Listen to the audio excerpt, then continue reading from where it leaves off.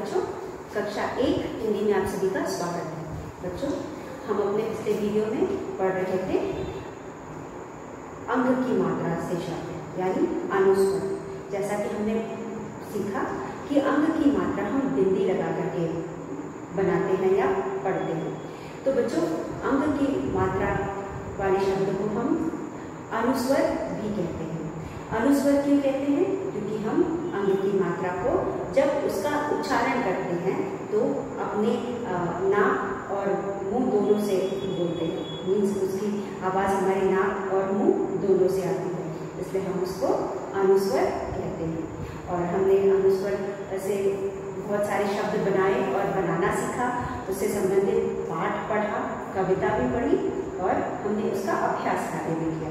तो अब तक बच्चों हमें अंग की मात्रा बहुत अच्छे से समझ में आ गई। तो आज हम पढ़ेंगे चंद्रबिंदु। तो बच्चों, अंग की मात्रा के बाद हमारा अगला पाठ है चंद्रबिंदु। चंद्रबिंदु हम कैसे लगाते हैं? चंद्रबिंदु हम लगाते हैं अ और उस पे इस तरह से चंद्रबिंदु लगाते हैं। इसे हम चंद्रबिंदु कहते हैं या फिर हम इसे अनुनासिक भी बोलते हैं। हम इसे अनुनासिक क्यों बोलते हैं? क्योंकि हम इसे नाक से बोलते हैं।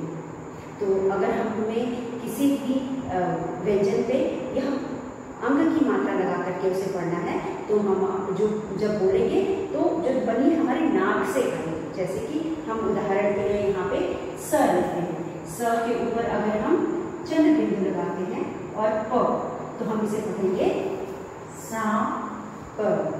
हम इसे पढ़ेंगे सा प, क्योंकि जब हम इसे पढ़ते हैं तो जो इसका ध्वनि हमारी नाक से आ रही है, इसलिए हम इसे अनुनासिक शब्द भी कहते हैं। तो बच्चों, चलिए आज हम व्यंजन पर चंद्रबिंदु लगा करके शब्द बनाते हैं और पढ़ते हैं हम किस तरह से लिखेंगे और इसे उसका उच्चारण करेंगे। तो हम सही उच्चारण के साथ इसे पढ़ना भी सीखेंगे। तो हमारा आज का अगला पाठ है पाठ 17, जिसमें हम चंद्रबिंदु पढ़ेंगे। तो यहाँ पे हमारे पास कुछ शब्द हैं और यह चंद्रबिंदु की मात्रा हम इस तरह से लगाते हैं। किसी भी शब्द पर हम इस तरह से लगाते हैं। तो बच्चों, ये है जैसे कि हमने यहाँ स पे आ की मात्रा और चंद्रबिंदु लगाया, ये हो गया सा।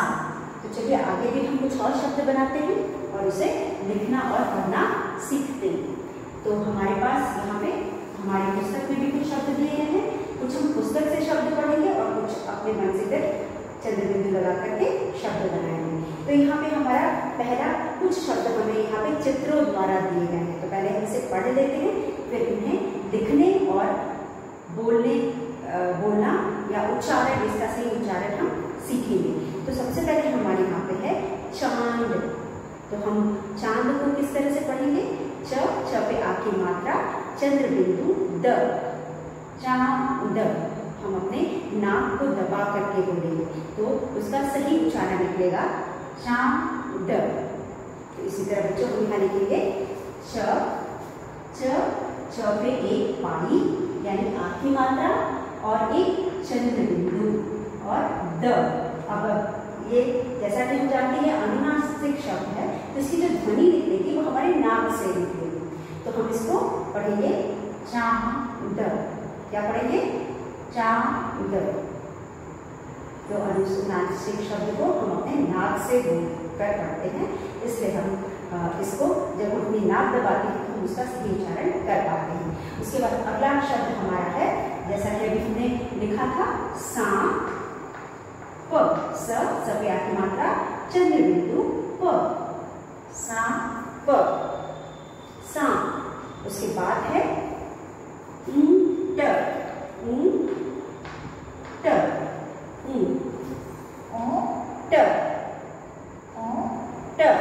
हम इस तरह से इसको पढ़ेंगे ऊंट, नाक से पढ़ेंगे ऊंट।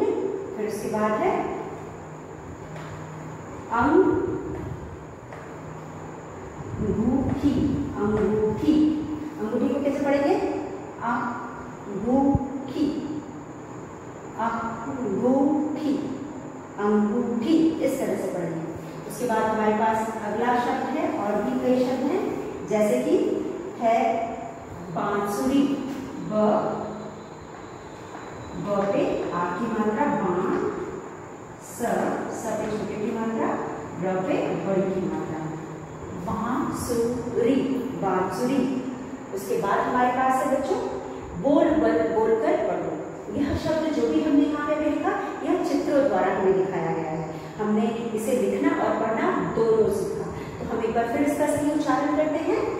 चांद, चांद, च पे आ की मात्रा, चंद्रबिंदु, चांद, चांद, स पे आ की मात्रा, चंद्रबिंदु, प, हम इसको बोलेंगे सा प, उ पे चंद्रबिंदु, ट, ट,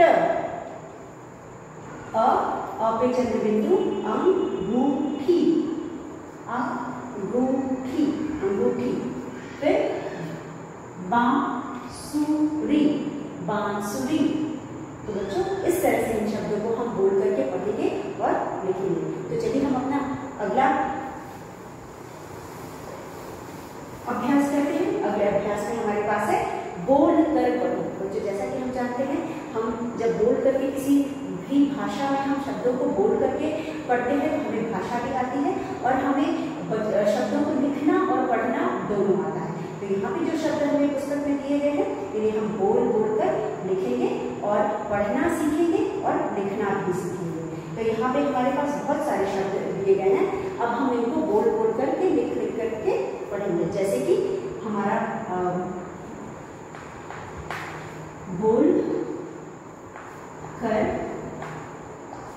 पढ़ो, बोल कर पढ़ो। तो सबसे पहले हमें जो शब्द दिया गया है वो है आँख, आँख। हम नाक से बोलेंगे, आ पे चंद्र बिंदु है, इसलिए आँख पढ़ेंगे। क्या पढ़ेंगे? आँख। तो चलिए लिख के देखते हैं। आम कैसे लिखेंगे?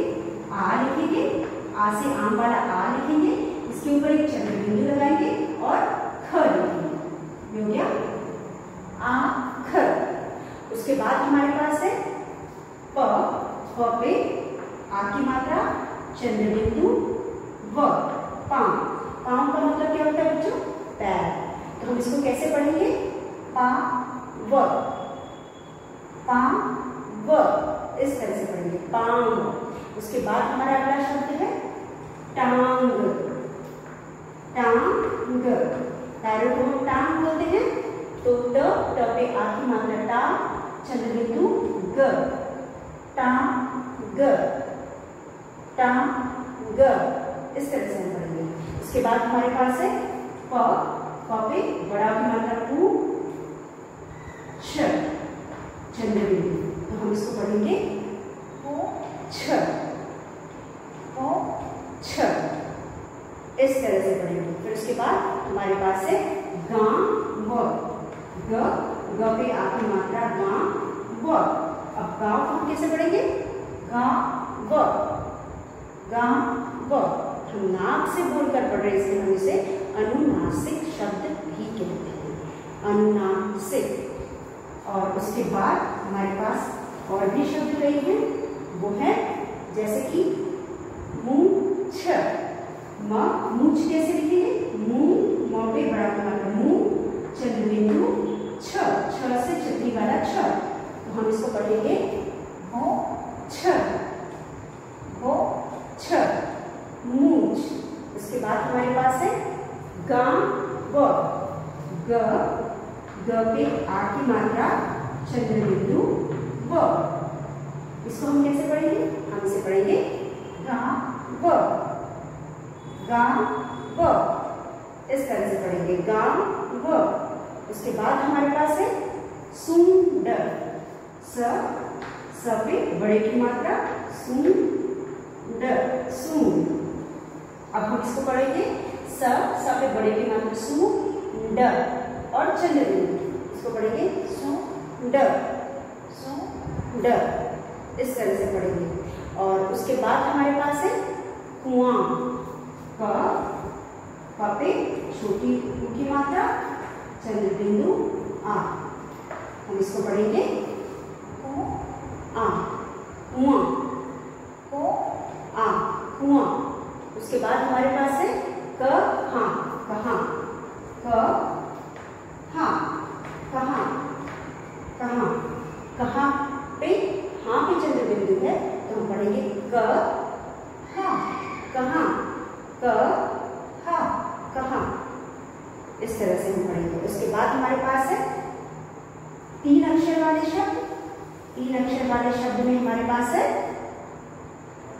आ, ग, न, चंद्र बिंदु, आंगन। ये है आंगन। हम इसको पढ़ेंगे आंगन, आंगन।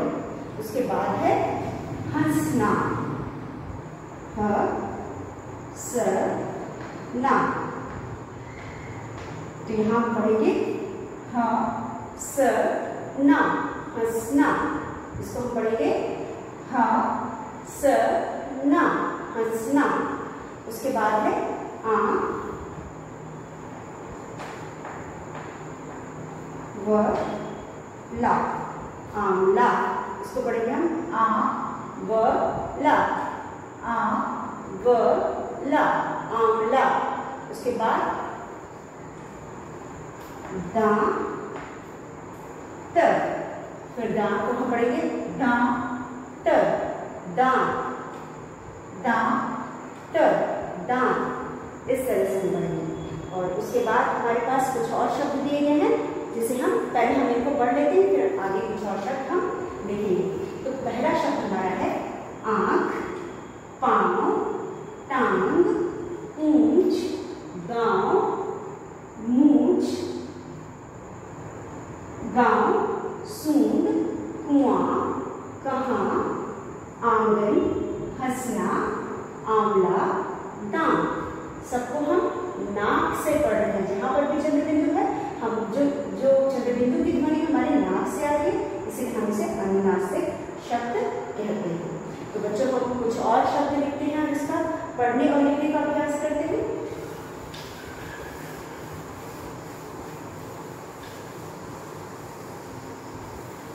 हमारा अगला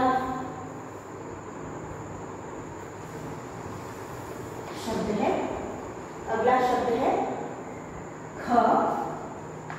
ख पे आ की मात्रा, चंद्र बिंदु, सी।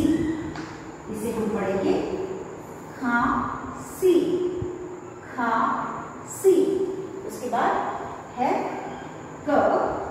क पे चंद्र बिंदु, प, ना। इसको हम पढ़ेंगे का, प, ना, कांपना। उसके बाद है झा, क, ना।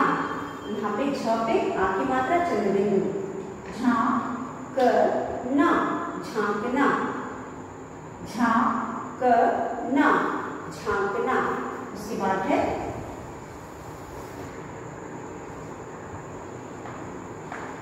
आ, च, ल, आंचल, आ, च, ल, आंचल। तो अगला है हमारे पास कांच, कांच, कांच। क पे चंद्र बिंदु, कांच, कांच। इस तरह से हम पढ़ेंगे। तो बच्चों मुझे उम्मीद है आपको चंद्र बिंदु की मात्रा समझ में आ गई होगी। यह मात्रा, इसे हम चंद्र बिंदु कहते हैं। के ऊपर जो यह मात्रा लगी है इसे हम चंद्र बिंदु कहते हैं। और इसे हम इस तरह से लिखते हैं, इस मात्रा को हम इस तरह से लिखते हैं। और इसी तरह हम किसी भी व्यंजन पे लगा करके हम इस मात्रा का प्रयोग कर सकते हैं। और इस मात्रा को हम अनुनासिक भी कहते हैं क्योंकि इसकी जो ध्वनि है नाक से निकलती है, इसलिए हम इसे अनुनासिक शब्द भी कहते हैं। चंद्र बिंदु वाले शब्दों को हम अनुनासिक शब्द भी कहते हैं। और यहाँ पे हमने बहुत सारे शब्दों को चंद्र बिंदु लगा करके लिखा और उसका सही उच्चारण भी पढ़ा। तो मुझे उम्मीद है बच्चों कि आपको चंद्र बिंदु की मात्रा समझ में आई होगी। तो हमारा अगला अभ्यास है लिखो। आपको नीचे कुछ शब्द दिए गए हैं और उन शब्दों को आप बिंदियों के द्वारा जो शब्द दिए गए हैं उन शब्दों को आप मिला करके चंद्र बिंदु लगा करके शब्द लिखने की अभ्यास करेंगे। आप इन शब्दों को अपने पुस्तक में भी लिखेंगे और अपने नोटबुक में भी लिखेंगे। तो हमारे पास यहाँ पे हमारा अगला अभ्यास है लिखो। लिख करके हमें अभ्यास करना है। तो यहाँ पे हमारी पुस्तक में कुछ शब्द दिए गए हैं, लिखो। तो हम लिखेंगे और इनका अभ्यास करेंगे। जैसे कि सबसे पहला जो हमारे यहाँ पे शब्द दिया गया है जो कि हमने ऊपर ही पढ़ा, उसे हम लिखेंगे आँख। आँख, तो आँख को हम नाक से बोलेंगे और उसको यहाँ पे लिखेंगे और इसके ऊपर एक चंद्र बिंदु रखेंगे। आँख, आँख, ये हो गया आँख। यह शब्द आपकी किताब में बिंदियों द्वारा दिया गया है। आप पेंसिल से बिंदियों को जोड़ करके इसे लिखेंगे। आँख, फिर है मुंह। म पे छोटा की मात्रा चंद्र बिंदु ह, मुंह। ह म पे छोटे की मात्रा चंद्र बिंदु ह, मुंह। और जैसा कि मैंने बताया चंद्र बिंदु वाले शब्दों को हो करके नाक दबा के पढ़ेंगे तो आपको इसका सही उच्चारण समझ में आएगा कि किस तरह से अनुनासिक शब्दों की ध्वनि जो है नाक से होकर के आती है। इससे हम इसे अनुनासिक शब्द कहते हैं। तो यहाँ पे यह मुंह हो गया। उसके बाद मुंह के बाद हमारे पास दूसरा शब्द यहाँ है दांत। द है, ड पे आग की मात्रा चंद्र बिंदु और ट, दांत। उसके बाद हमारे पास है हंसना। ह पे चंद्र बिंदु, स और न पे आग की मात्रा। हाँ, जिस शब्द को हम नाक से बोल रहे हैं उस पे चंद्र बिंदु या जिस पर चंद्र बिंदु है उसे हम नाक दबा करके बोल रहे हैं। हाँ स ना, हाँ स ना, हंसना। उसके बाद हमें कुछ और शब्द दिए गए हैं। अगला शब्द है आंगन। आ ग न, आंगन। यह है आंगन। तो आ ग न, आंगन। इस तरह से बच्चों हम चंद्र बिंदु की मात्रा लगा करके शब्दों को लिखेंगे और पढ़ेंगे। और इन शब्दों से और भी कई शब्द बना करके इसका अभ्यास कर सकते हैं। तो चलिए हम कुछ और शब्द लिखते हैं जो शब्द हमारे अगले चंद्र बिंदु से संबंधित पाठ में दिए गए हैं। तो पहले हम शब्दों को लिख कर इन्हें सीख लेते हैं, फिर उसके बाद कल हम पाठ पढ़ेंगे। जैसे कि बच्चों हम लिखेंगे चिड़िया। चिड़िया, चिड़िया। फिर उसके बाद है कलियां। कलियां, कलियां। उसके बाद और हम क्या लिख सकते हैं?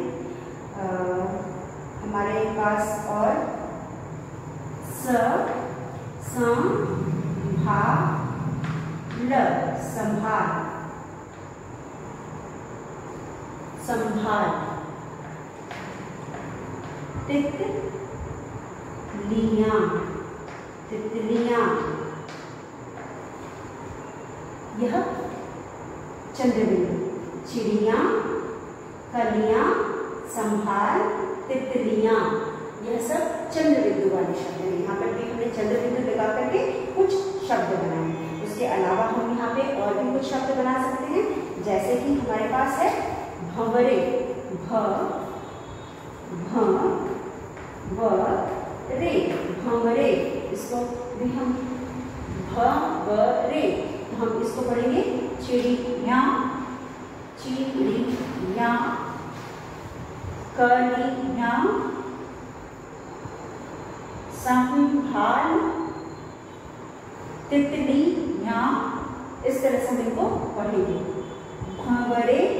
तो बच्चों यह शब्द हैं जिन पर हमने चंद्र बिंदु लगा करके इनको लिखा और समझा किस तरह से हम लिखते हैं। बच्चों आपने एक वचन और बहुवचन भी पढ़ा है। जब भी हम एक वचन को बहुवचन बनाते हैं तो वहां पर जहाँ पे हमें कहीं कहीं हम या पे चंद्र बिंदु लगा करके भी उसे एक वचन से बहुवचन बनाते हैं। तो या हम जैसे कि एक चिड़िया के लिए हम चिड़िया लिखेंगे और चंद्र बिंदु लगा करके हमने इसको चिड़िया बना दिया, तो एक से अनेक हो गई। कली, कली शब्द है, उसमें यहाँ लगा करके कलियां बना दिया, और इस यहाँ के पहले जो भी शब्द आएगा उसमें छोटी की मात्रा होगी। संभाल, उसी तरह तितलियां, तितलियां में एक से अनेक बनाया तो यहाँ पे चंद्रबिंदु लगा करके बनाया, तो यह कुछ चंद्रबिंदु वाले शब्द हैं। तो बच्चों जैसा कि हम हर मात्रा के साथ करते हैं कि पहले मात्रा को लगाकर शब्द लिखना सीखते हैं, उसके बाद फिर उन्हीं उस मात्रा को व्यंजन पर लगा करके शब्द बनाते हैं और उसका सही उच्चारण सीखते हैं।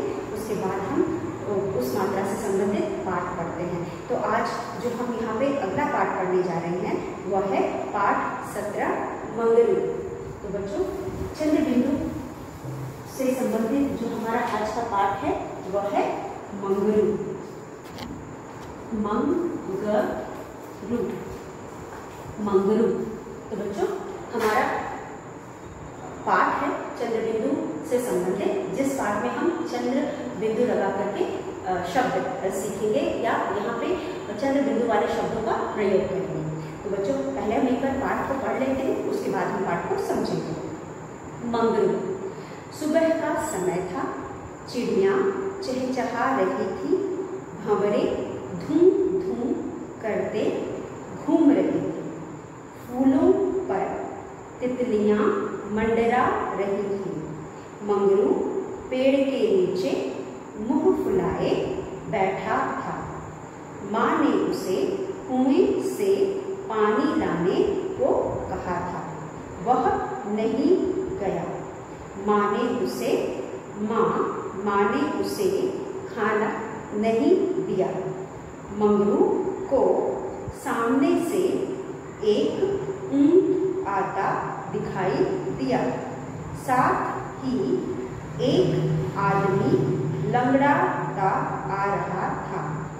पास आकर वह आदमी बोला, मेरे पाँव कैसे पढ़ेंगे? पाँव में कांटा चुभ गया है, जरा मदद करो। मंगरू ने उसे संभाल कर बिठाया, उसके पांव से कांटा निकाल दिया। तभी खाना लिए माँ मंगरू को ढूंढती वहां आ पहुंची। माँ को देखकर मंगरू हंस पड़ा। वह उठकर कुएं से बाल्टी भर लाया। फिर मंगरू ने ऊंट वाले के साथ बैठकर खाना खाया।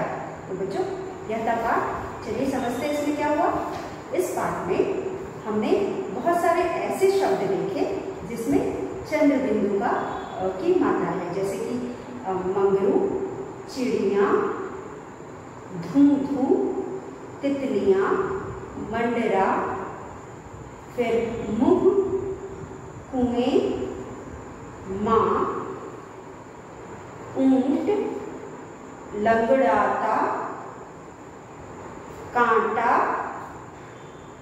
संभाल कर इत्यादि। तो यह सारे शब्द चंद्र बिंदु वाले हैं, क्योंकि यह पाठ चंद्र बिंदु की मात्रा के प्रयोग के लिए है, इसलिए हमने बहुत सारे ऐसे शब्द पढ़े जिसमें चंद्र बिंदु की मात्रा है। तो हम पाठ को पहले समझते हैं। सुबह का समय था, चिड़िया चहचहा रही थी, भंवरे धूम धूम करते घूम रही थी, फूलों पर तितलियां मंडरा रही थी। मंगरू पेड़ के नीचे मुंह फुलाए बैठा था।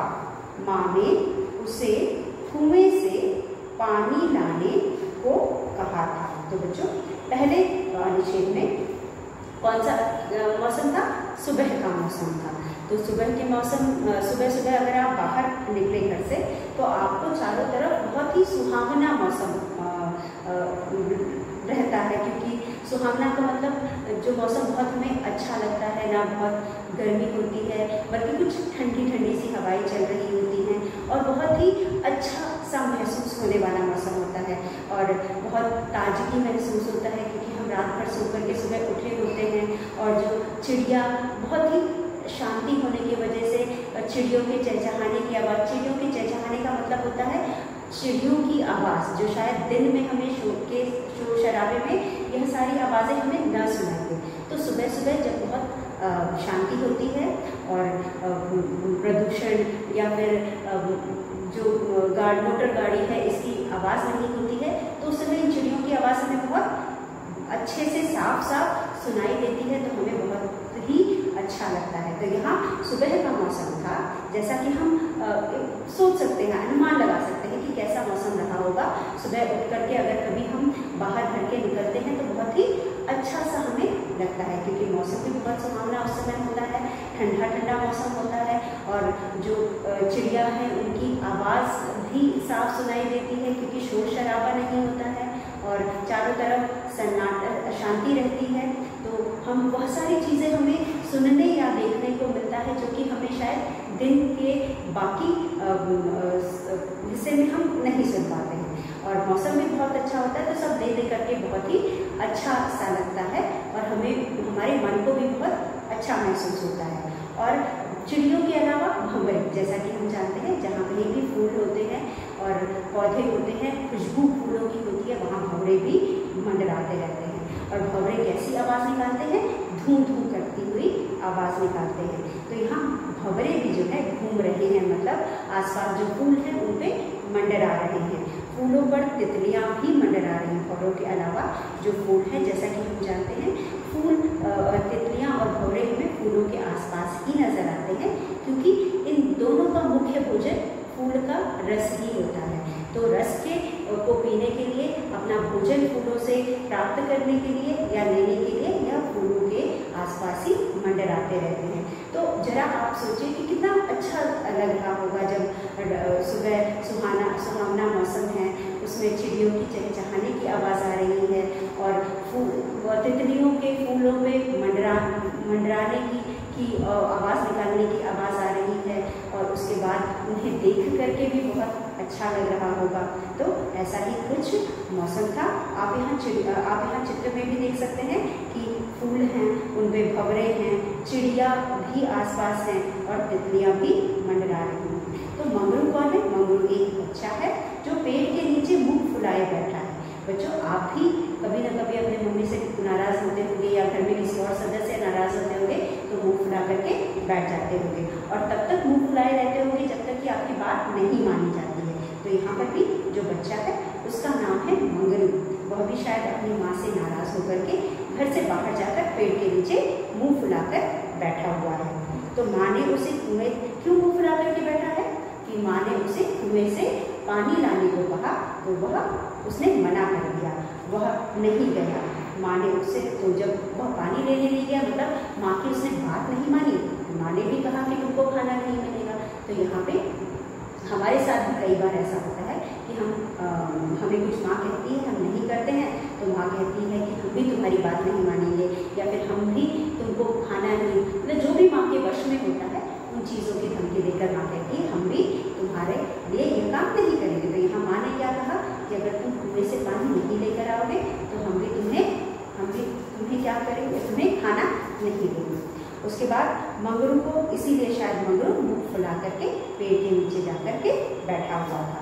मंगरू को सामने से एक ऊँट आता दिखाई दिया। तो जब वहाँ पेड़ के नीचे मंगरू बैठा हुआ था तो उसे सामने से एक ऊँट, बच्चों ऊँट देखा है आपने? ऊँट एक जानवर होता है जिसकी गर्दन लंबी सी होती है, उसकी गर्दन बहुत लंबी होती है, और हम हर जगह वह ऊँट नहीं पाया जाता है, वह सिर्फ रेगिस्तान में पाया जाता है। और जानते हैं आप कि रेगिस्तान में ऊँट ही ऐसा एक जानवर है जो रेगिस्तान में लोगों को एक जगह से दूसरी जगह ले जाने के भी काम आता है, या फिर उनका सामान। अब तो हमारे पास बहुत सारे तरीके हो गए हैं जिससे हम कर लेते हैं, रोड भी बन गया, लेकिन पहले लोग जब रेगिस्तान में कहीं आते जाते थे तो ऊँट के सहारे, क्योंकि रेत में तो गाड़ियाँ चलेगी नहीं, तो अगर रेतीले रास्तों से उन्हें कहीं जाना होता था तो वो ऊँट की सवारी करते थे, क्योंकि ऊँट के जो पैर होते हैं कुछ यूँ बने होते हैं कि वो रेत में आसानी से चल सकते हैं। तो बच्चों, आज के लिए बस इतना। आज का पाठ हम इतना ही पढ़ेंगे। हम आगे का पाठ अब अगले वीडियो में पढ़ेंगे। तो जितना मैंने आज आपको पढ़ाया है आप उसे पढ़ेंगे और समझेंगे, और कल के वीडियो में हम पाठ का आगे का हिस्सा पढ़ेंगे। तो बच्चों आज के लिए बस इतना, धन्यवाद।